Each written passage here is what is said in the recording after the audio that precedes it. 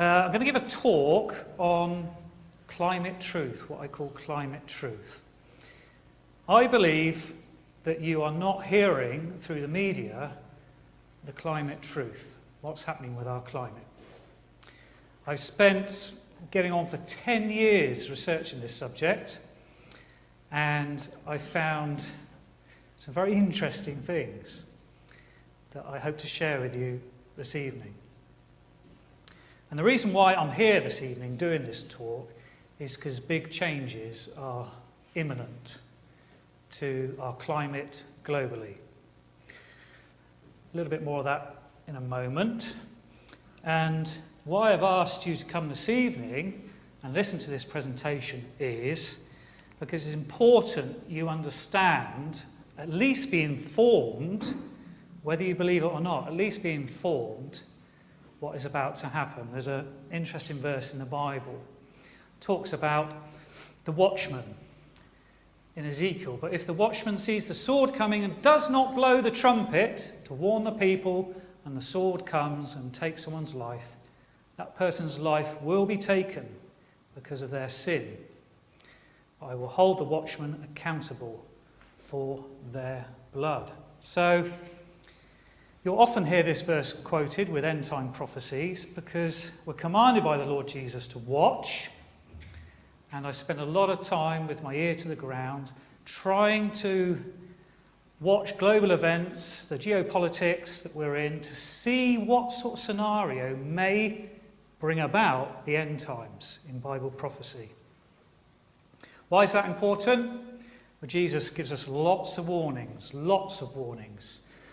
And at the time of his coming, it says, "For then there will be great distress, unequalled from the beginning of the world until now, and never to be equalled again." And that's quite alarming.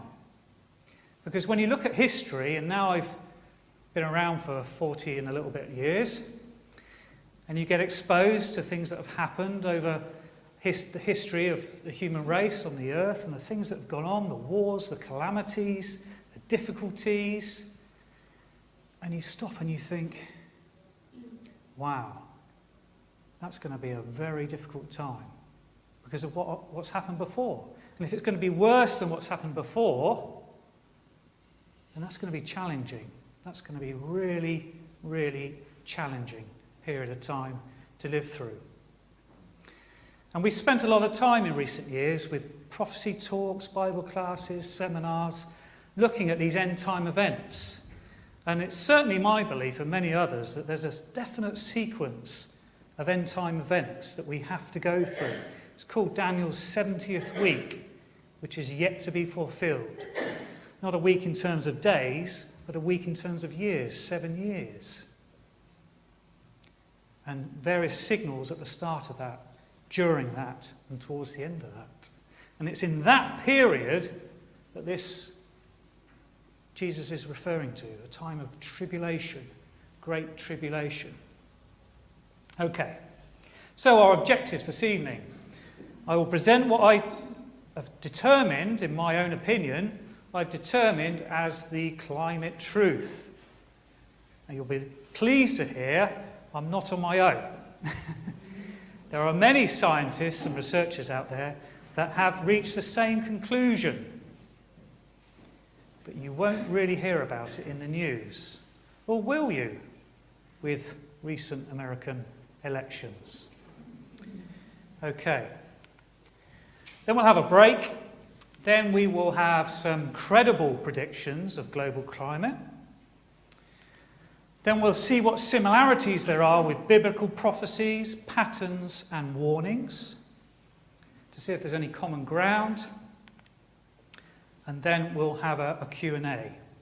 I'll also include in these credible predictions what the scientists and researchers suggest we should do in order to prepare for this time. Okay. Right. There is a golden rule of science. Doesn't matter what field of science it is, or whether it's medical science or astrophysics or whatever. Scientific methods are that, and they consist of theories and concepts that must be proven through observation. It's a golden rule. If the observations, if the data does not support the theory, and there's many, many theories about all sorts of things, if the observations don't support it, you throw the theory out. That's the way science works. Okay, please bear that in mind. Anybody seen this? The Inconvenient Truth. It's a DVD that Al Gore produced back in 2006, I think it was. It was shown in many schools. It was shown in quite a few workplaces. Interesting. Al Gore, when he wasn't elected American president, decided he would take on the challenge of global warming. And at the heart of the theory, and I stress it's a theory, that carbon dioxide, CO2, if it's allowed to increase, will facilitate runaway warming. It's a theory, is based on this understanding. On the left, on the right of him, you'll see a graph. There's two lines on it. The lower line is global temperature, going back thousands of years. And the red line is carbon dioxide in the atmosphere. And at the heart of the theory is that when CO2 rises, global temperatures rise. And on that basis, if CO2 is allowed to rise through the burning of fossil fuels, you will have runaway global warming, which will be a disaster for the planet. That is at the heart of the CO2 theory for global warming, climate change. Okay. We're going back in time now, 650,000 years. Here's what the temperature has been on our Earth. Now, one thing that kind of jumps out at you is, did they ever fit together? Most ridiculous thing I've ever heard. The relationship is actually very complicated, but there is one relationship that is far more powerful than all the others, and it is this. When there is more carbon dioxide, the temperature gets warmer. Al Gore says the relationship between temperature and CO2 is complicated, but he doesn't say what those complications are. In fact, there was something very important in the ice core data that he failed to mention. Professor Ian Clarke is a leading Arctic paleoclimatologist who looks back into the Earth's temperature record tens of millions of years. When we look at climate on long scales, we're looking for geological material that actually records climate. If we're to take an ice sample, for example, we use isotopes to reconstruct temperature, but the atmosphere that's imprisoned in that ice, we liberate, and then we look at the CO2 content. Professor Clarke and others have indeed discovered, as Al Gore says, a link between carbon dioxide and temperature. But what Al Gore doesn't say is that the link is the wrong way round. So here we're looking at the ice core record from Vostok, and in the red we see temperature going up from early time to later time at a very key interval when we came out of a glaciation. And we see the temperature going up, and then we see the CO2 coming up. CO2 lags behind that increase. It's got an 800-year lag, so temperature is leading CO2 by 800 years. There have now been several major ice core surveys. Every one of them shows the same thing. The temperature rises or falls, and then, after a few hundred years, carbon dioxide follows. So obviously, carbon dioxide is not the cause of that warming. In fact, we can say that the warming produced the increase in carbon dioxide. CO2 clearly cannot be causing temperature changes. It's a product of temperature. It's following temperature changes. The ice core record goes to the very heart of the problem we have here. They said, if the CO2 increases in the atmosphere as a greenhouse gas, then the temperature will go up. But the ice core record shows exactly the opposite. So the fundamental assumption, the most fundamental assumption of the whole theory of climate change due to humans is shown to be wrong. So there's clear evidence from ice core data that temperatures rise and change first and CO2 follows, on average about 800 years behind. That destroys the whole theory of CO2 driving Earth's temperatures. It never has before, and this is supported through ice core drilling all over the world, in Greenland, in Antarctica, on various other ice sheets. It's also reflected in tree ring data and sediment core drilling as well. Okay. Now I could speak about CO2 all evening and how it's not a driver of climate. I urge you, and this is the problem we have today with the internet and everything else and the media, it's so powerful, nobody checks the data. I was a firm believer that CO2 drove global temperatures for many years, and it took a while for me to cross that bridge and accept an alternative theory. Okay. So, global temperatures have warmed in recent decades. That is a fact. I'm not denying there has been a rise in recent decades of global temperatures. CO2 does correlate well with global temperature. There is a pattern that correlates, but ice core data in particular, because it is so reliable, because it traps the gases within the ice, repeatedly shows that CO2 follows temperature and not the other way around. Very quickly on CO2. And again, people don't realise how much CO2 there is in the atmosphere. If you take Big Ben to represent the height of the atmosphere around the globe, CO2 in the atmosphere is equivalent to the top 1¼ inches on the top spire. That's 0.04% of the atmosphere. Way less than 1%. Tiny.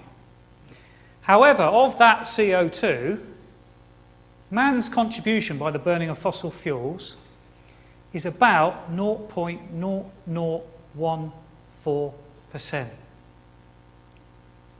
If anything, it's a trace gas, and trace gases are considered negligible in all other fields of science. And yet we're constantly being told that this gas is a pollutant, it's bad for the earth, and it's man's moral duty to reduce it, to cap it and reduce it. Otherwise we'll have disastrous runaway warming. And that propaganda has been running for about 30 years now. Did you know termites produce 10 times as much CO2 as all a man's output? 10 times the equivalent of burning of fossil fuels. Just to repeat, to make sure it's clear, because this is the thing that really destroys this theory, because the evidence, the data does not back it up. In the ice core, where we've had the ice core records constant climate changes over time. And CO2 always lags temperature. So, when it comes to the IPCC's predictions, that's the Intergovernmental Panel on Climate Change that was set up in lieu of this global problem of CO2, all their sophisticated computer models that cost an absolute fortune of taxpayers' money are all based on the CO2 theory. So consequently, the majority of the lines going up the graph, coloured lines, are a series of models that are divided into 24 groups. Computer predictions based on the CO2 theory. The big thick red line is the average of those predictions. If you look at the light blue line, thick line at the bottom, and the black line, They are global temperature measurements of our atmosphere. Nearly all scientists agree that the most accurate way of measuring global temperature is through satellites, which has been around for about 30 years, which measure different layers of the atmosphere. And you get a very, very accurate level of what the global atmosphere is doing. And those satellite measurements and balloon measurements that measure the atmosphere are considered the most accurate, and they fall well below all the climate model predictions. And that remains true today. Well below. There's a problem with the theory, because the evidence doesn't back the theory. There has been global warming, temperatures have increased, but after the last decade, temperatures seem to have plateaued. That was admitted and agreed by the Met Office. And they couldn't explain it. They couldn't explain why temperatures over 10 to 15 years have plateaued. Now, if the evidence doesn't back the theory, then even more so, if the predictions based on the theory don't come true, it magnifies the problem. There's one thing not having the evidence, it's another thing making future predictions based on a theory. These were the future predictions. Runaway warming. That's what we were told. As CO2 rose, and it has risen, that we would have world runaway warming. Well, that hasn't happened. Temperatures have increased, but they've also plateaued over a long time, 10 to 15 years. When they first started plateauing, the IPCC said, well, you've got to give it about 8 years, really, before it will continue. And then that was moved to 9 years. Then that was moved to 12 years. Then that's moved to 15 years, and so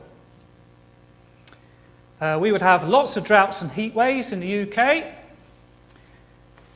And on average, we've had more flooding, we've had more cold, and hail. Hail is a good indicator. I'll talk about hail later. But hail is a good indicator of what's happening with our atmosphere. We were told back in the late 90s, we won't have any more snow by 2020. Sorry, 2010. What do we have in the year of 2010? Our worst winter for 100 years. This is one they really stress and they really push. We were told there'll be an increase in the frequency of hurricanes, particularly in the Atlantic, smashing into America, and their intensity would be a lot worse. The last 10 years have been one of the quietest years on record for Atlantic hurricanes making landfall in America. Again, I could show you lots of data about this, but I urge you, do your own research if this interests you. We were told there'd be world massive ice melts, and there has been some melting, but overall, and you won't hear this in the news, overall, there is more world ice than what there was 30 years ago. Antarctica has more ice than it ever has since records began. But you won't hear it in the news. All you'll hear about is the Arctic.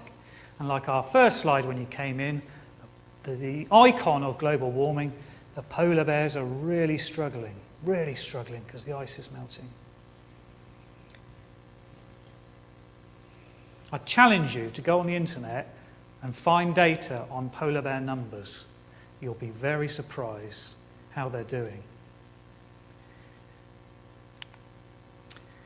Springs would become earlier in the UK, but springs in the UK and USA have become later on average and colder. This is over the last couple of decades. We were told that as CO2 increased significantly, we would start to see an increase in sea level rise. No, sea level increase has stayed about, on average, the same as what it always has been, since way before fossil fuels were burned. there has been no increase in the rate of sea level rise. In fact, in 2008, for 2 years, sea levels dropped. We didn't hear anything about that on the news. Okay, that's enough about CO2. So what is driving climate? Well, we just have to go to the first page of the Bible to get an indicator of something we should pay attention to. And God said, "Let there be lights in the firmament of the heavens to divide the day from the night, and let them be for signs and seasons." Now, we could have a big debate about what does it actually mean about signs, what's it mean about seasons. But the indicator are that there is some controlling mechanism in the heavens, in the firmament, in the galaxy, in the sun, in the moon, and so on. We know there's a good relationship with the moon as far as seasons and tides and various things. But what about the sun? What about the sun? The climate models that I put on the slides previous, with all their predictions, keep the sun as a constant. There's no variation in the sun in any of their models.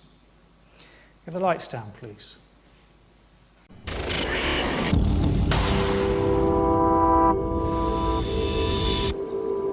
Sunspots, we now know, are intense magnetic fields which appear at times of higher solar activity. But for many hundreds of years, long before this was properly understood, astronomers around the world used to count the number of sunspots in the belief that more spots heralded warmer weather. In 1893, the British astronomer Edward Maunder observed that during the Little Ice Age, there were barely any spots visible on the sun, a period of solar inactivity which became known as the Maunder minimum. In 1991, senior scientists at the Danish Meteorological Institute decided to compile a record of sunspots in the 20th century and compare it with the temperature record. What they found was an incredibly close correlation between what the sun was doing and changes in temperature on Earth. Solar activity, they found, rose sharply to 1940, fell back for 4 decades until the 1970s, and then rose again after that. When we saw this correlation between the temperature and solar activity or sunspot cycle lengths, then people said to us, okay, it can be just a coincidence. So how can we prove that it's not just a coincidence?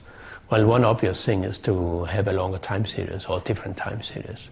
Then we went back in time. So Professor Friis Christiansen and his colleagues examined 400 years of astronomical records to compare sunspot activity against temperature variation. Once again, they found that variations in solar activity were intimately linked to temperature variation on Earth. It was the sun, it seemed, not carbon dioxide or anything else, that was driving changes in the climate. Interesting. So another correlation is discovered, but this time a closer match, a much closer match to global temperatures. In fact, if you look at this chart, we can see that solar activity in the red follows very accurately temperature, where over the same time period we see the increase in burning of fossil fuels.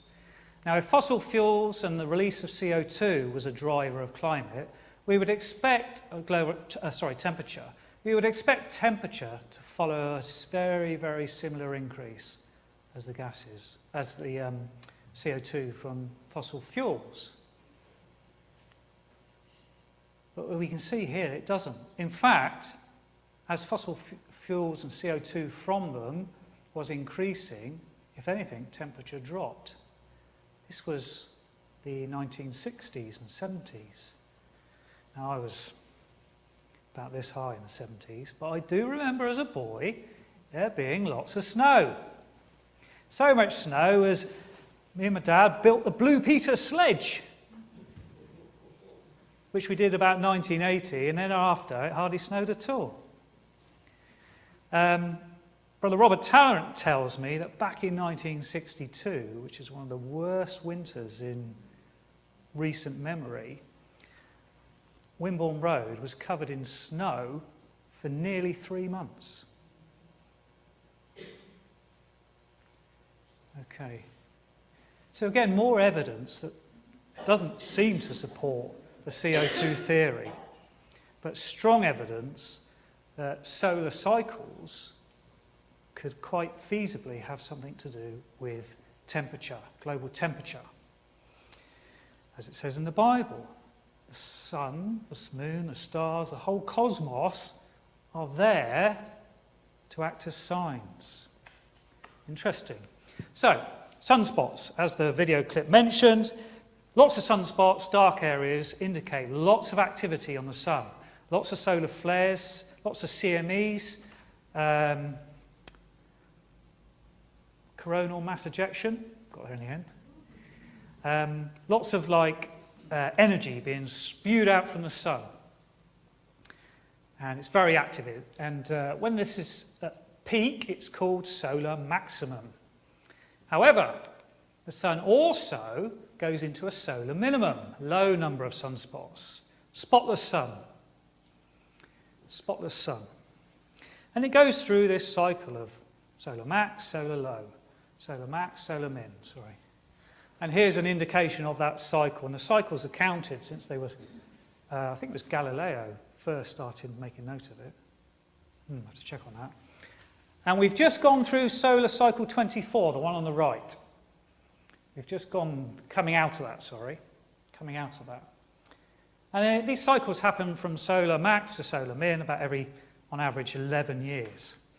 And they've gone back with good, reliable data, observations, because like I say, I think it was Galileo that first started making notes of how many sunspots there were. And we see a good reflection of the solar activity and global temperatures. Again, we can see on here that there were periods where very few low sunspots were, and this was a period in the 17th century was named the Maunder minimum, because Maunder was the first guy that put this theory forward, and this was the Little Ice Age, when the Thames froze over, and various things. There was a similar event, but not as severe, at the beginning of the 19th century, the early 1800s, when there was a dip, and again there was severe cold, particularly in the northern hemisphere. Again, we had a dip around 1900 of severe winters. Then we had quite a good warm period, which they've named the modern maximum, which a little kink in it, a little dip, which was the 60s and 70s. And more recently, we've been high on solar maximum.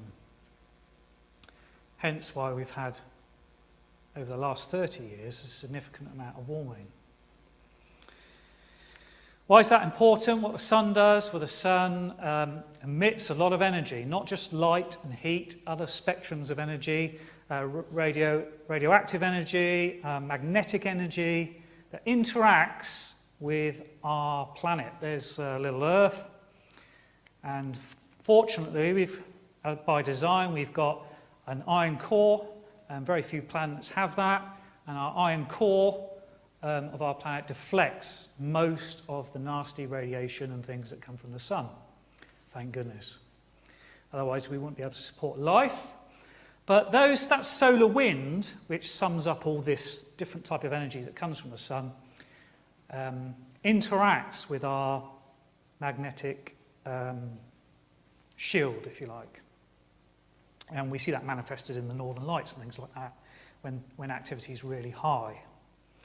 But there's another reaction that has been well documented, and it's important to mention for the purpose of this evening, that when the solar wind is really strong,